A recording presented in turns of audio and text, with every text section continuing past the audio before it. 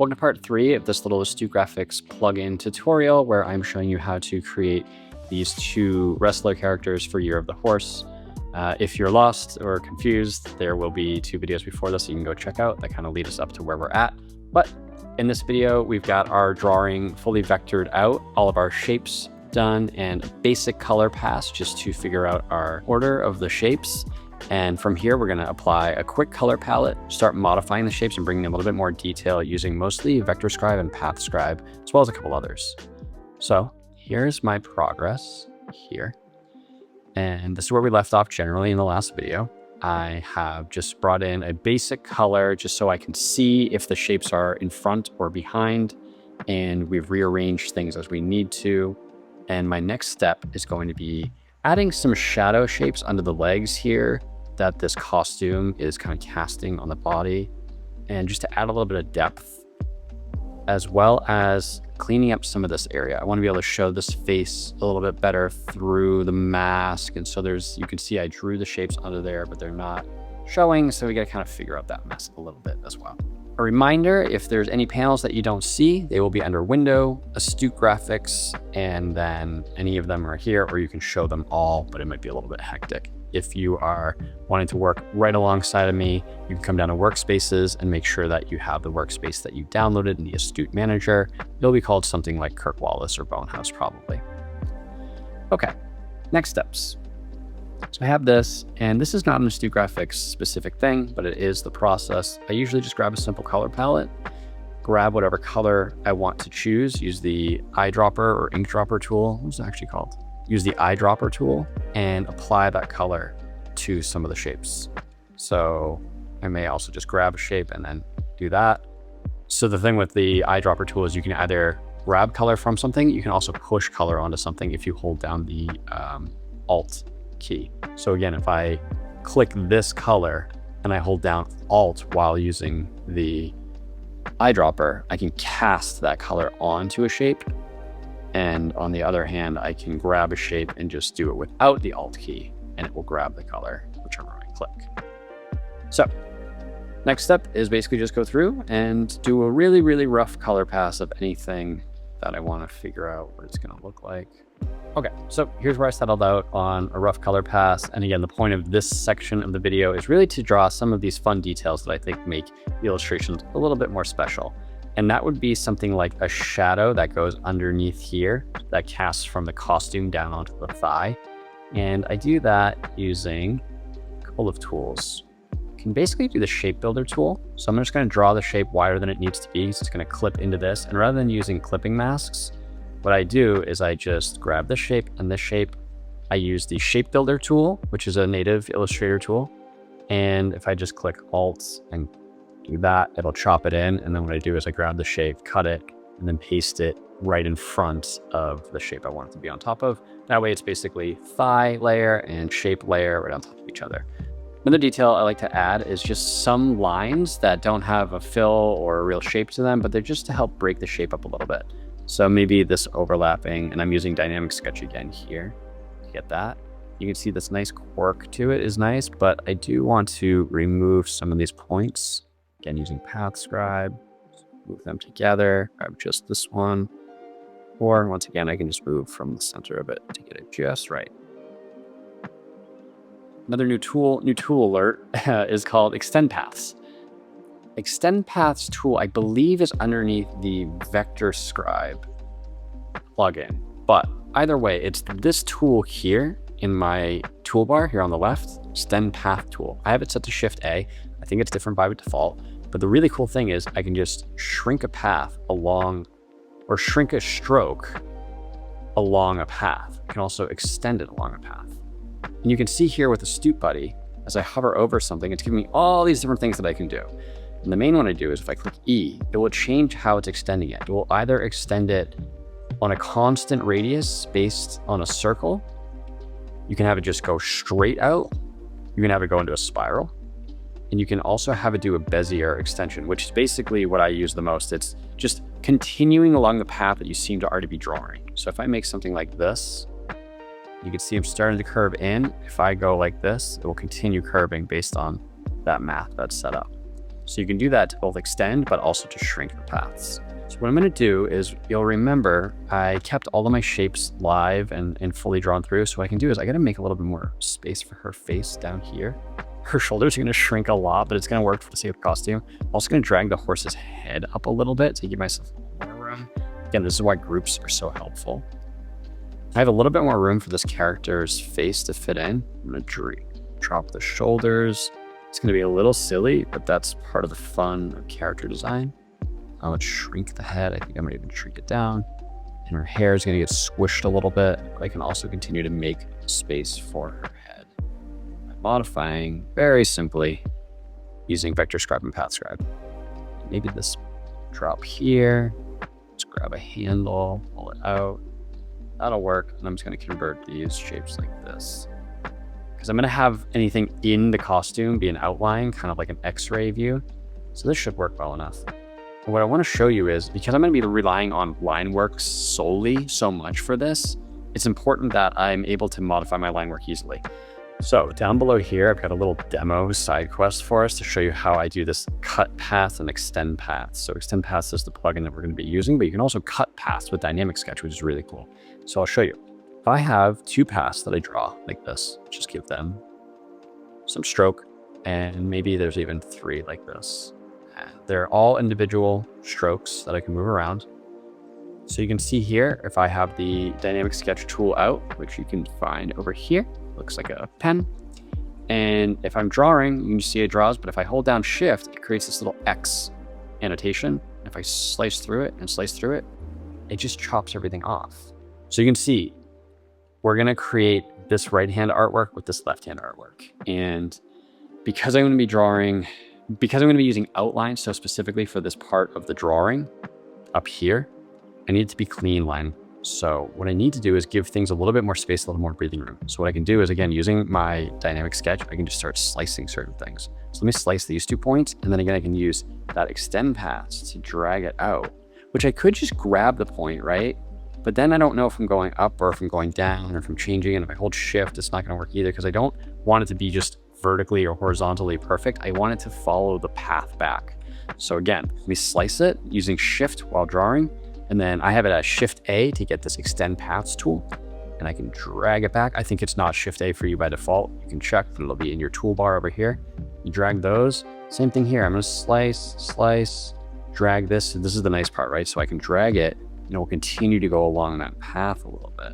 I'm just trying to give myself a little space. I'm going to cut this here and here, get rid of that point. I may add a little overlap line right there. Again, I'm using that smart remove just to clean up the path a little bit. Need to drop this out, easy enough. Let me get rid of this little thing here, just so that it's perfectly there. I don't need that shape. And you see it's automatically joining things together too and creating this nice whole shape. And that should just about do it. I'm trying to compare from left to right. Let's see, maybe I drop these down a little bit. I can bring this up if I wanted to too, and you can see it's on that path. Same thing here. Work. That'll just do. Maybe I need a line that overlaps right here, just to have the hair go past it. Now that same thing can be done for the baseball bat. I wanted to draw a little bit of a line texture inside of it. So what I can do, I'll show you how I did it. I have this baseball shape, baseball bat, and then I just draw some lines inside of it. And I don't want to do clipping masks. I just don't like clipping masks in Illustrator. So I'm going to do it the old-fashioned way, where I draw all my shapes. And then again, I can highlight all of them. I'll just group it all, because why not, right? Now that I'm going to be in this, let me go in here, and then again, just holding Shift, I can slice everything so that it all fits inside the bat shape like that. And then if they're poking out, I could use a clipping mask, but what I also can just do is just grab them all and just shrink them a little bit. It's really easy to do. And maybe I want to put a gap between some of the lines. I can just cut with the scissors tool, which is native, delete that. And again, I can just drag it to get them a little closer. That way I can have some line break. I'm using that smart remove as I go through as much as I need to. I can highlight them all real quick and just see where I might want to get rid of some points. Get rid of that one. Need that. That'd be a little more smooth. This point definitely don't need. Hold down Alt, remove it. And that'll work like that. And you can see, let me bring it back into here so you can see results, something like that. A couple more little line works that I do is I can grab my dynamic sketch, draw that shape, again, go through, smart, remove the points so they're cleaner. I broke the thing, so I can just chop it like we just did down below. This one's not quite reaching, so I can extend it and then clean up that point. That'll work. You need one more for the palm here. Draw it, clean it up, rotate it, extend the path a bit. Should work. One more quick tip is called AutoGlue that I love in the Astute Graphics plugins, and it is found under, I believe, PathScribe. And what you want to do is make sure that you have AutoGlue enabled, which will show like this. You click Enable AutoGlue, and it will give you a little bit of a tutorial on how it works. Basically, what it does is if two points are close enough to each other and you select one of them, it will grab the other one as well. And I'll show you how it's handy for me really often. The other thing you want to do is go down to your preferences of PathScribe, and I like to bump my AutoGlue tolerance up a little bit to 1 or 2 point. I think it starts at like 0.001 or something, so I bump mine up a little bit. Okay, so let me show you how this works for me. If I have this shape, and let's say maybe I've got a shadow shape as well, and let me just use the shape builder to, create that shadow shape here. So now I've got this shape and its shadow shape. And let's say maybe I don't like the way this circle shape is now. And if I don't have AutoGlue on and I select this and I drag this shape because I actually want it to be more like that. Well, now the shadow also has to move. And I'm doing this, I'm like trying to get it perfect, but now this point has moved a bit too. And I got to just, it's never going to be perfect, especially if, for instance, you can see it's really going to be tough to get it perfectly lined up. With AutoGlue selected, if I grab any point on the path, you drag it, you see it's dragging the shadow shape with it too, and they stay connected or glued together. Super, super handy. And again, I'm not grabbing both of the points, I'm just grabbing one. And it doesn't matter if I grab the shadow shape or the shape underneath it, it's always going to stay stuck together. And so for something like this, I may want to have this kinked line here come out a little bit more. Again, that shadow shape just stays right with it no matter where it goes. It's really handy. The other nice thing is you can change the arc of the path itself too, and it will grab it and move it around. Last little tip, this is a fun bonus one called the perpendicular line tool. So I had this idea that maybe I'd have a bunch of hair sticking off the back of the horse, something like that, right? But I don't want to go through and draw every single line. Luckily, I don't necessarily have to. And this is admittedly a little bit of a stretch for this tool, but there are a lot of really natural ways that this integrates, but this one's a little forced, but it is fun. What I can do is, let me just demo it first really quickly. So if I have a shape, something like this, and I want to have perpendicular lines coming out perfectly for the whole thing, what I can do is have this shape selected, go to my perpendicular line tool here, and go and I click here. And it's going to automatically have it be perfectly perpendicular to the tangency of the curve. What I can also do, you can see here with Astute Graphics, Astute Buddy rather, down here in the lower left, I can click on something like this A, which is cycle multi-line mode. So click A. What it's doing is it's giving multiple lines per segment. So you can see this segment being this point of the circle and this point of the circle. Let me do it again. So pull that out, push A. I push A again, it will do the whole entire shape. Or I can have it be right on the anchors. What I want it to do is probably the whole shape for this. And then I can do arrow keys up and down, and it will add more and less points. I can also hit R for random. And right now its randomization is off. Or I click, it randomizes the length. This randomizes the position, but keeps the length static. Or it randomizes the length and the thing. And if I do arrows left and right, it changes how random it is. So something really low, of course, they won't be that randomized. So I usually keep it somewhere around 60, 70%. That way it's nice and random. And when I let go, you'll see it gives me a bunch of points there. So I think I can kind of apply that to this horse back, right? So there's these like a couple of points. Maybe I want to do that. So let's try this perpendicular line tool. Grab it, push A so that it goes across multiple segments. I want it to go, I think I'll have it do between segments, something like that. And maybe click down to get a little bit less. Maybe the randomization is a little bit too intense. So I'm going to still keep that random length position, but just push arrow key left and have it be maybe closer to like 40% randomization. And that should work. And that did it between these two Bezier points, which is almost perfect. Maybe I can have it do one more right between these two. So I click this, hit A. But again, I don't need 20 whatever of them, so I'll do arrow key down. Because it's a smaller segment, I probably just need like 6, something like that. And these are all live effects, so I can just go ahead and delete that one. Nice thing is it automatically groups it, so I can go through, and if there's any that I want to be longer or shorter, I can always go through and extend the path, which again, another plugin trick.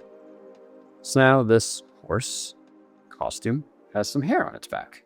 So now between all those little features, bells and whistles, plugins, tips, we should be able to get to a final color with a lot of detail in it. We'll be ready for some of our final effects and kind of post-processing effects. A couple more shadows, some ruffled edges, make it feel a little bit more analog and traditional. That'll all be up next in the 4th video, which I'll see you over there for. All right.